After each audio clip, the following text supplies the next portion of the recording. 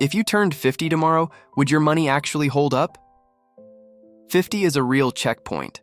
The runway to retirement suddenly feels shorter, and there's less room left to fix old mistakes. But being behind doesn't mean you're finished. This video breaks down exactly where you should stand financially by 50, and exactly what to do if you're not there yet. Most people judge their financial life by one number, whatever's sitting in their checking account. That number lies. It ignores the car loan, the retirement account, the credit card balance, everything that actually determines where you stand. Net worth fixes that. Take everything you own, savings, investments, property, retirement accounts, and subtract everything you owe. What's left is the real picture, the one that doesn't shift just because payday happened to land this week.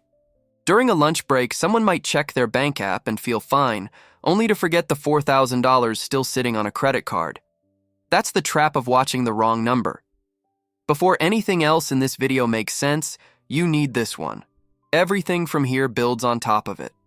Here's the honest answer nobody wants to hear. There's no single number that applies to everyone.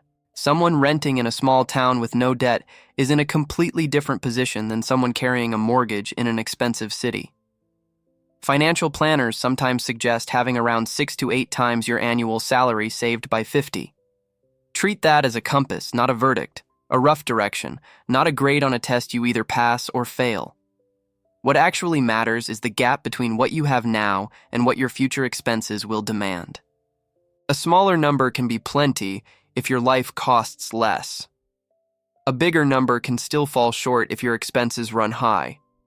So instead of chasing someone else's benchmark, spend the next few minutes figuring out yours.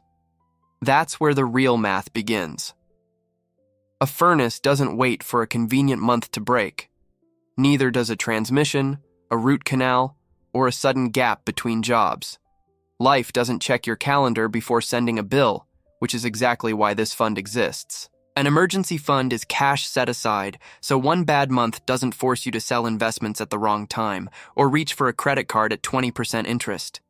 Without it, every setback turns into a financial step backward instead of just an inconvenience. How much is enough depends on how stable your income and expenses actually are. Someone with a steady paycheck and low fixed costs might need less cushion than someone who's self-employed or supporting a household alone. This fund isn't about growth, it's about protection. The thing that keeps everything else you're building from falling apart at the first surprise. Compound interest is often described as one of the most powerful forces in personal finance. And that power cuts both ways. Working for you, it builds wealth quietly over decades. Working against you, through high-interest debt, it does the exact same thing in reverse.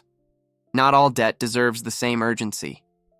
A mortgage on a home that's gaining value is different from a maxed-out credit card charging 20% or more. One is a tool, the other is a leak, and leaks only get worse the longer they're ignored. By 50, cutting down these fixed obligations matters just as much as growing your investments. Every dollar going toward high-interest debt is a dollar that isn't compounding for your future, and worse, it's actively compounding against you. Clear the leak first. Everything after that flows easier. Somewhere along the way, people start believing they need to find the perfect investment before they're allowed to begin. That belief has probably delayed more retirements than any market crash ever has. The truth is far less complicated. What actually builds wealth over time is consistency, time in the market, and reasonable diversification. Not picking a single winning stock or timing things perfectly. Accounts like a 401k or an IRA exist specifically to make this easier, often with tax advantages built right in. Someone working a full-time job with an employer match is essentially leaving free money on the table by skipping it. You don't need to become an expert investor. You need to become a consistent one, showing up the same way paycheck after paycheck, letting time do the heavy lifting your effort alone never could. Somewhere along the way, I want $1 million became the unofficial goal for retirement, and honestly, that number means almost nothing on its own. $1 million stretches very differently depending on where and how someone plans to live. The better question, the one worth actually sitting with, is simpler. How much will you need to spend every single year once the paychecks stop coming in? Housing, healthcare, groceries, taxes, the occasional trip you've been promising yourself, all of it adds up to a real specific figure. Once you know that yearly number, compare it against your investments, Social Security, and any other income you'll have coming in. That comparison is what tells you the truth, not some round number pulled from a headline or a stranger's retirement story. This is where planning stops being abstract and starts becoming a number you can actually work toward. For most households, housing swallows a bigger share of the budget than anything else, and that doesn't stop the day retirement begins. If anything, it becomes more important, since there's no longer a steady paycheck to absorb the shock of rising costs. Take stock of what's left on the mortgage, the property taxes, the maintenance a house quietly demands year after year. Then ask the harder question, does staying in this home still make financial sense once the income changes? The goal doesn't have to be a fully paid-off house by 50. Plenty of people carry a mortgage well past that age and still retire comfortably. What matters is understanding, with real numbers, exactly how housing will shape the budget 10 or 20 years from now, not guessing and hoping it works out. Ask someone in their 30s what worries them about retirement, and healthcare rarely makes the list. Ask someone closer to 65, and it's almost always near the top, because by then, the cost has stopped being theoretical. Medical expenses can consume a massive share of retirement spending, from routine checkups to the kind of care nobody plans for but everyone eventually needs. Treating this as an afterthought, something to figure out later, tends to backfire right when flexibility matters most. Medicare will eventually play a role, but it isn't automatic. Full coverage for every situation, premiums, gaps, and out-of-pocket costs still exist within that system. Building healthcare into the plan now, even as a rough estimate, beats discovering the real number during a hospital stay. This isn't the most exciting part of retirement planning. It might be the most necessary one. If the starting point was already behind schedule, saving the same percentage as before simply won't close that gap. The math doesn't work that way, no matter how much someone wishes it did. Every raise, every bonus, every bit of unexpected income becomes an opportunity here. A chance to redirect more toward the goals that actually matter instead of letting it dissolve into daily spending. Here's an uncomfortable truth worth saying directly. Working harder isn't automatically the answer, and that's probably not what anyone wants to hear after a long week. Sometimes the real fix isn't more hours. It's a higher percentage of what's already coming in. Not every salary bump needs to become a permanent lifestyle upgrade. The space between old spending habits and new income is exactly where catching up quietly starts to happen. The moment someone realizes they're behind, the instinct is to compare themselves to everyone else their age, coworkers, old classmates, whoever seems to be doing better on the surface. That comparison rarely helps. It just piles guilt on top of a problem that guilt has never once solved. I'm 50, so it's too late is a story people tell themselves, not a fact anyone has actually proven. 10 years is still a real stretch of time, enough to shift spending habits, rebuild savings, and change the direction of an entire financial life if the effort actually starts. The years ahead can still work in your favor, but only if they get used differently than the years behind them did. Standing still and calling the whole situation hopeless is really the only outcome here that guarantees nothing ever changes. And that's a choice too, whether it feels like one or not. An overwhelming financial situation and a clearly defined one feel completely different, even when the numbers underneath are exactly identical, dollar for dollar. Vague worry keeps people stuck in place. A specific number, on the other hand, gives them something real to actually work against. Sit down and list everything out in one place. Net worth, debt, income, expenses, investments, retirement contributions, not estimates pulled from memory. Actual figures, pulled straight from actual statements, however uncomfortable that process might feel the first time through. Someone might discover they're $40,000 short of where they hope to be by now. That number stings, no question, but it's also usable. It can be broken into monthly targets, tracked over time, chipped away at steadily instead of avoided. A problem without a number attached just floats there, growing heavier the longer it's ignored. Most financial resets fail for the exact same reason most New Year's resolutions fail. Too many targets, all at once, all demanding attention starting on day one. Motivation split 20 different ways rarely survives past the second week. Three problems tend to matter more than the rest combined: high interest debt, a savings rate that's too low, and spending that's drifted out of control without anyone quite noticing when it happened. Pick these three before touching anything else.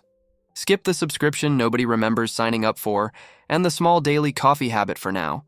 Those aren't where the real damage lives. Go after the actual big leaks instead, the ones quietly draining the most money every single month.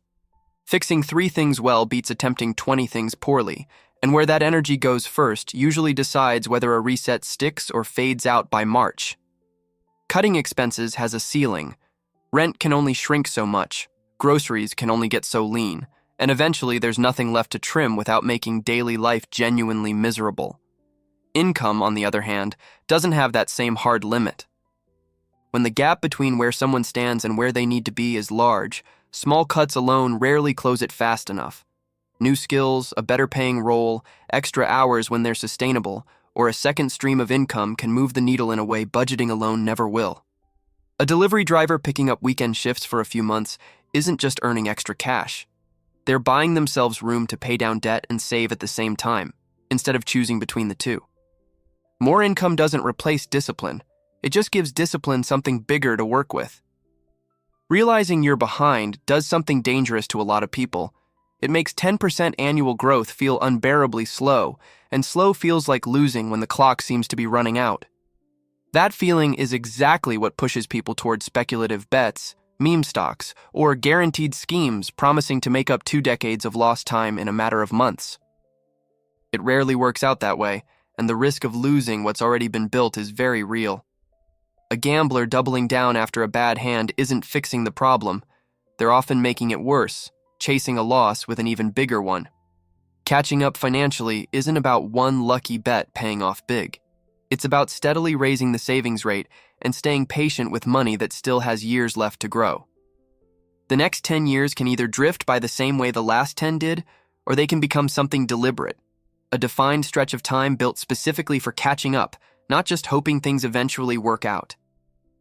Set real yearly targets, a net worth number to hit, debt to pay down, a specific amount to invest, a savings rate to reach, expenses to keep in check. Vague intentions rarely survive contact with a busy year. Numbers written down tend to. Revisit this plan a few times a year, not just once and never again. Life shifts, a new job, a move, an unexpected expense, and the plan needs room to shift along with it. 10 years from now, 50 won't be remembered as the moment everything fell apart. It'll be remembered as the moment everything started turning around. 50 isn't a finish line, no matter how much it can feel that way when the numbers don't quite add up. It's a checkpoint, a single moment to look honestly at where things stand, nothing more permanent than that. Nobody needs one perfect number sitting in an account to know they're okay. What actually matters is being able to answer 3 honest questions. Where am I right now? Where do I actually need to go? And what specifically needs to change to get there? Those questions don't require a finance degree or a 6-figure salary to answer. They just require the willingness to look at the real numbers instead of looking away from them one more year. The biggest financial mistake was never being behind. Plenty of people are behind and still turn things around completely. The real mistake is knowing you're behind and choosing to do absolutely nothing about it. If this gave you a clearer picture of exactly where you stand, follow the channel. There's a lot more like this coming, and it's built for exactly this moment in your financial life. Before you go, here's something worth answering honestly, not just scrolling past. Are you ahead of where you thought you'd be by 50, behind, or landing pretty close to exactly where you expected? Drop your answer in the comments. Sometimes just typing it out is the first real step toward changing it.